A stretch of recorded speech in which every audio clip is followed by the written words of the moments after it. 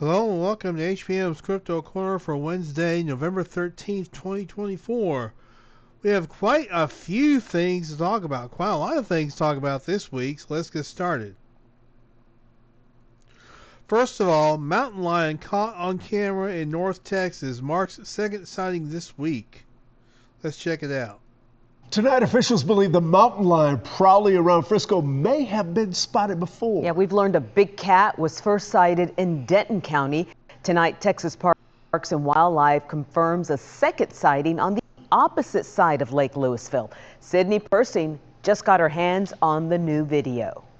Wednesday, we aired this video of a mountain lion near Lake Lewisville in Frisco. And viewer Brady Smith could not believe his eyes. How'd that cat get across the lake? Brady owns Lake Dallas RV Park on the opposite side of the lake, nearly 20 miles from where the cat was caught on camera. I'm like, there's no way it crossed the lake that fast. 6 days before the mountain lion was seen in Frisco, one of the guests at Smith's Park saw it too. I just knew it was a big cat. This is from Heath May's Ring camera. His neighbor's camera caught it as well. And then I noticed it was bigger than a bobcat. Heath sent the video to Brady, who then emailed it to me and the Department of Parks and Wildlife after he saw our story. About 2 to 3 feet tall. The department quickly sent biologist Rachel Richter to survey the scene. It is extremely rare. Rachel told me since the state started tracking them in the 90s. This is the first confirmed sighting of a mountain lion in Denton County. It's not certain, Rachel said, but very likely that the mountain lion in Frisco is the same one seen in Lake Dallas. She said the department is monitoring its movements and behavior and suspects it won't stay near the lake very long. They're a large animal, so if they really want to get somewhere else, they can get somewhere else. And the folks who live here will not miss their mountain lion when it's gone. I don't want to see it again. And if you think you might have video of this mountain lion, we have put the contact for the Department of Parks and Wildlife on WFAA.com. Reporting here in Lake Dallas, I'm Sydney Persing. Well, the good thing is they're not trying to claim, referring to the wildlife officials, they're not trying to claim, well, these things are non-existent here in Texas or in this part of Texas. They're saying it's rare. That's what they are saying.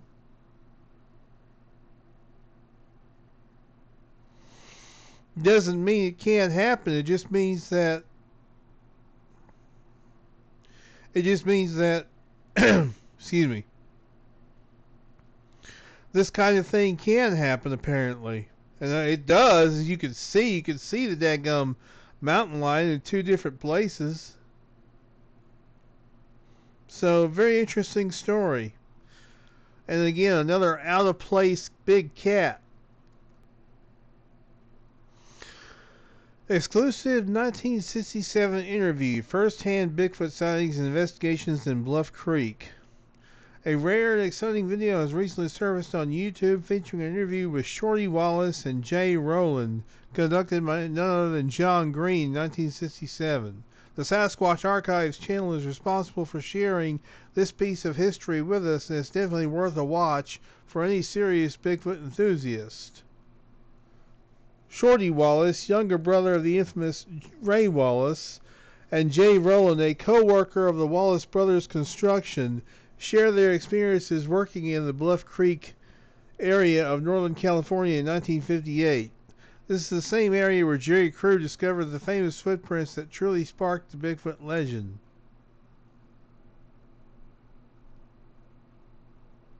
Shorty and Jay provide valuable insights into what was happening at the time, sharing stories that go beyond Jerry Crew's footprint casting. They mention following Bigfoot tracks on several different roads for miles at a time, adding another layer to the Bluff Creek mysteries.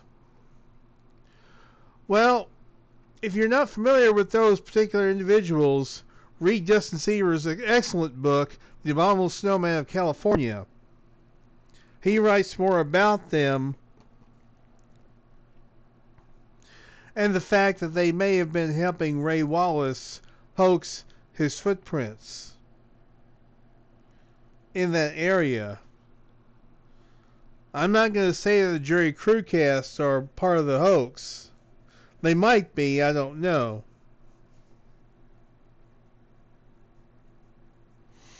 But Again, like I say, I refer you to Dustin Seaver's book, The Abominable Snowman of California. He writes quite a bit about Ray Wallace, yes, him too, but also about Shorty Wallace and Jay Rowland.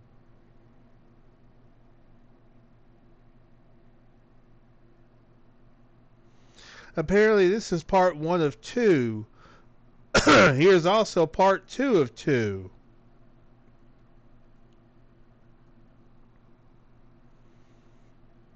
Definitely, they should definitely be checked out for sure. For a more complete picture of what was going on around that time in that area. The extinction of the giant ape. The extinction of the giant ape, often symbolized by Gigantopithecus, the largest known ape to have ever roamed the earth, has long baffled scientists. This majestic creature, whose existence is pieced together from sparse fossil remains, has been the subject of much speculation and debate. Recently, however, significant strides have been made in solving this prehistoric puzzle. Background: Gigantopithecus, towering at an estimated 10 feet tall and weighing up to 600 kilograms, was a true giant among primates. Existing approximately 9 million to 100,000 years ago, it shared the planet with early human ancestors.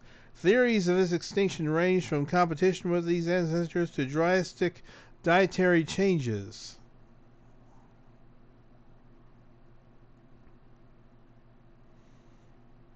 Now, there are those who say, well, Gigantopithecus did not go extinct, but it continues on as Sasquatch and Yeti and other mystery primates. Personally, I think that Sasquatch are more related to Paranthropus than to Gigantopithecus. I think it's entirely possible that Paranthropus could have gotten bigger over the centuries and developed into what we know as Sasquatch today.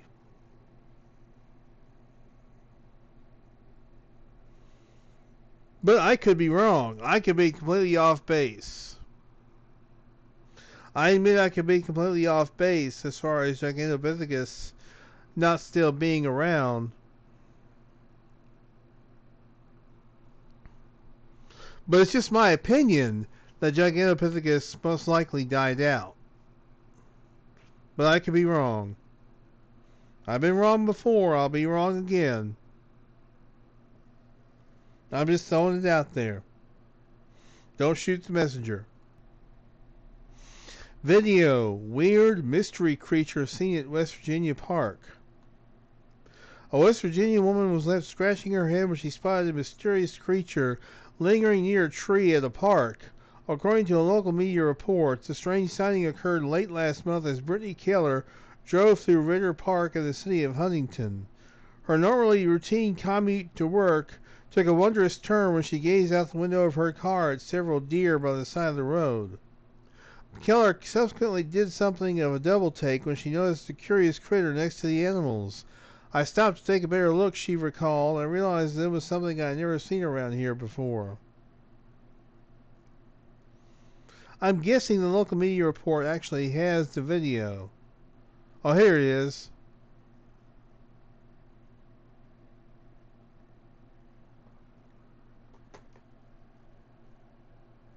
Anyone with kids in their house would probably recognize King Julian, the ring-tailed lemur from the movie Madagascar. But would you recognize him in your local park? A woman on her way to work in Huntington spotted a strange-looking creature in Ritter Park and caught it on camera. Oh my gosh. But really, what is that?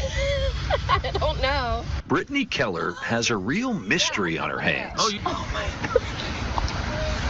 Passing through Ritter Park Thursday morning on her way to work at Cabell Huntington Hospital, Brittany spotted a small herd of deer and this. And then whenever I stopped to take a better look, I realized that it was something I've never seen around here before. Brittany posted a video on Facebook, and several replies pointed toward a possible lemur sighting, but that would be a long way from home. Lemurs are from Madagascar, on the island. So this would be a just like the movie, right? Just like the movie, yeah. So it would be very, very odd that there would be a lemur out in this area unless it was somebody's pet. This doesn't appear to be any kind of trick-or-treat prank. From a nightmare. Although it is somewhat frightening. She doesn't like it at all, do you? No. Scary. I mean, the video does sort of give off a Bigfoot Sasquatch kind of vibe. Still, animal experts here are canceling the mystery. It looked more like a fox with mange or some sort of issue than a lemur. But believers gotta believe in something. I mean, it's definitely a lion cub. I'm going with that. That's my answer. There's really only one last question. Do you know what the fox says? Ring ding ding da ding da ding, scientifically speaking. Of course, scientifically speaking, that's right. Our boss, Joel, said, I haven't thought about that song in like 10 years. He said, now you earworm me. He's going to be thinking about it all day. I just don't, that doesn't look like a fox to me, but maybe I've never seen a fox. I'm not an animal with mange. expert, but I tend to agree with you. But I'll leave it to the experts. Well, just like we have a possible explanation for the so-called chupacabra as a dog with mange, just like we have the explanation for the Jacobs photos of a bear with mange, in this case we could have the explanation of a fox with mange. Or is it a lemur? That's an excellent question.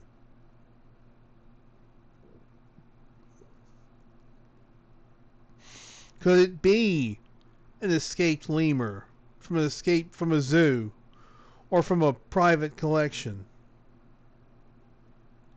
What are the laws with keeping lemurs as pets in West Virginia? These are things we have to wonder about and ponder on. Very interesting story either way. Speaking of out-of-place animals, 43 monkeys escaped from a South Carolina medical lab. Police say there is no serious danger. A police chief in South Carolina says there is almost no danger to the public after 43 monkeys escaped from a compound used for medical research. 43 monkeys escaped from a compound used for medical research in South Carolina, but the nearby police chief said there is almost no danger to the public. They are not infected with any disease whatsoever. They are harmless and a little skittish, Yemassee Police Chief Gregory Alexander said Thursday morning. The rhesus macaw primates escaped from the Alpha Genesis facility Wednesday when a new employee didn't fully shut an enclosure, Alexander said. The monkeys are females weighing about 7 pounds, 3 kilograms, and are so young and small that they haven't been used for testing, police said. Alpha Genesis employees currently have eyes on the primates and are working to entice them with food, police said in a statement issued around noon Thursday. So we're talking about more out-of-place animals.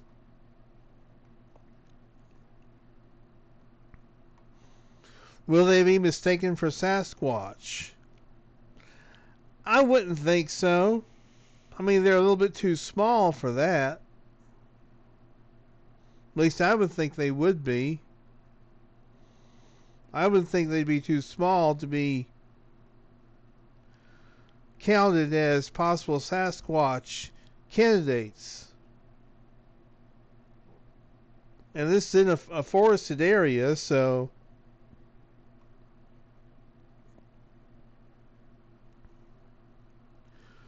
if there are any Sasquatch in that area,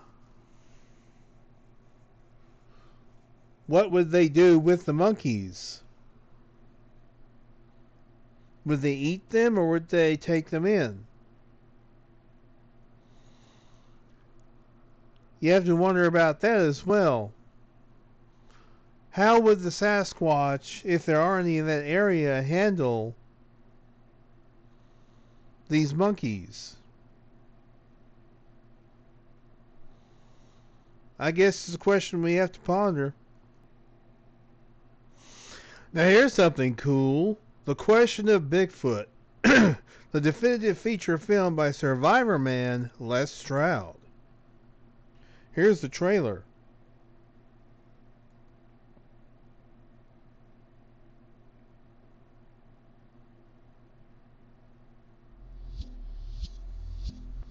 This was scary, exhilarating, and makes you doubt everything you ever learned that's real and unreal.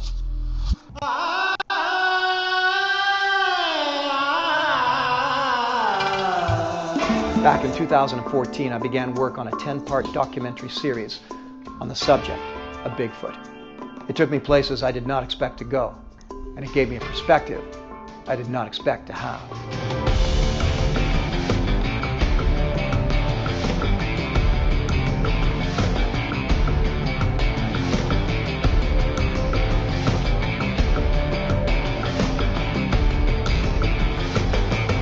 Well, it's been 10 years, and a lot of questions still remain. Join me and help me to answer the litany of questions hanging over the phenomenon known as Bigfoot. Walking up, I could see that there was something there. As I got closer, it stood up. I know there's something there. I'm a lot more leery when I go out. I mean, really leery. And I seen this humongous arm reach right in. One of the dogs got killed, twisted, and torn in two. What the heck have I heard when I've been out in the wilderness on so many different occasions? When I want answers, I go after them. My new documentary film, The Question of Bigfoot, will attempt to answer all of the skeptics' burning questions. Why don't we see one on a trail cam? Where are the bones? Have they ever been hit by a car? Why haven't we captured one? Is there enough room out there in the wilderness for them to exist? Are they real or are they not?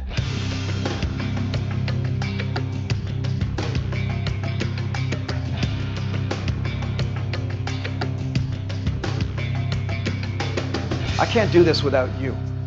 So take a look at all of the rewards within this Kickstarter campaign and help me to produce The Question of Bigfoot.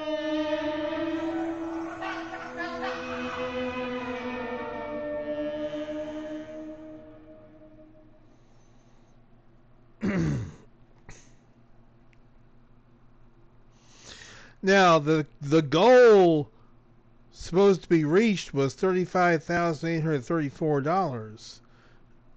They have exceeded that goal by, let's see, $39,635 with 241 backers and 52 days to go. So congratulations to Les Stroud. He's going to be able to make this project after all.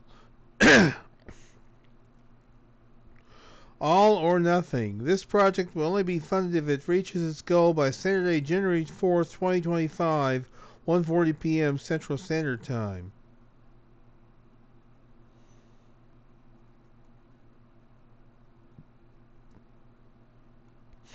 And there are several levels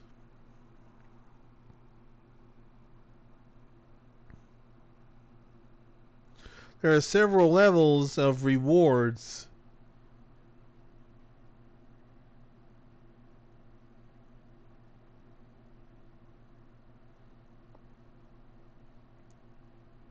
On up to $10,000. If you pledge $10,000, you get everything, which is the premium partner. Well, that's not the premium partner level. That's the ultimate Bigfoot experience. You actually get to go out with Les Stroud in Ontario, Canada, out in the wilderness.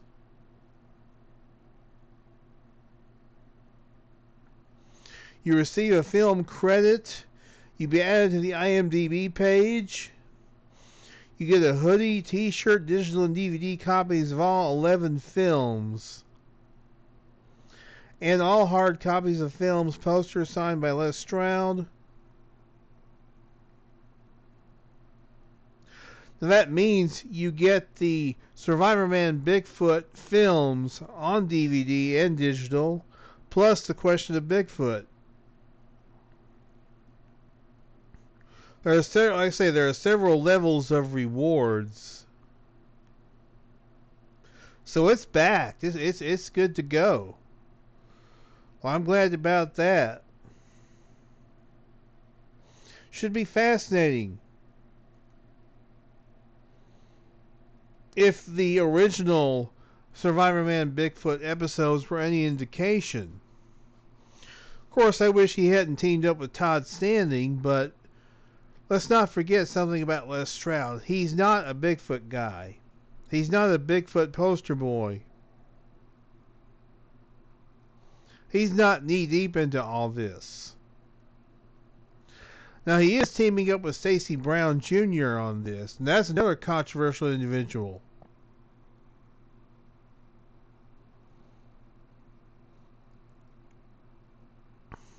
But if his footage is legitimate, which was actually his father's footage, then maybe Stacy Brown is legitimate. But he has said some things online that are a bit disturbing. We'll just put it that way, referring to Stacy Brown Jr., not Les Stroud.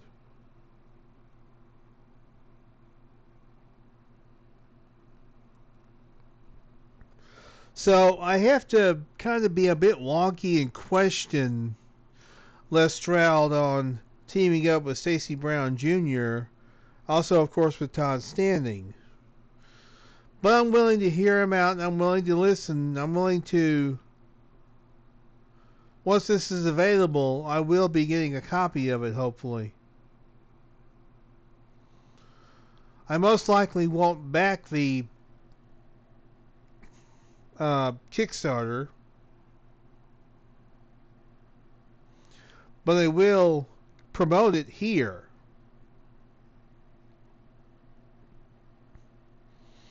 So if you guys want to contribute to it and back the Kickstarter, even though it's already fully backed, you can go ahead and do that. I'll include the link to this below. So check it out. Finally, Bigfoot howls heard in Connecticut. An individual in Connecticut says that they heard a series of unsettling sounds emanating from a nearby patch of woods, and they believe that Sasquatch was responsible for the weird noises. According to a report sent to the Bigfoot Field Researchers Organization, BFRO, the possible auditory sighting occurred in October of last year near the town of Monroe. Recounting the incident, the witness wrote, "I heard repeated short-duration screaming / long-duration whooping after midnight. The individual indicated that the vocal pattern would be roughly 10 seconds of vocalization, then stop, noting that this unfolded 4 or 5 times." As for why they reported the incident to the BFRO, the witness explained that they live in California and I'm well acquainted with coyotes, bobcats, and cougars and their vocalizations. To that end, they dismissed the possibility that the sounds were made by one of those prosaic creatures, musing that the voice had quite a bit of power behind it, and I could tell that it was carried over distance. Well, if there are Bigfoot in Connecticut, then it would seem that they would make noises and they would make vocalizations and be heard. So, even though Connecticut is not necessarily a hot spot for Sasquatch activity, they do have a history. There was something called the Winstead Wild Man from back in the 1800s. So could this be? Could it be a hoax? Could it be AI? Could it be something more mundane? The ear witness says no, it's not something more mundane. He's familiar with actual wildlife sounds. So what could this be? I wish the audio hearer would have recorded the sounds. Would have been interesting to hear an audio recording.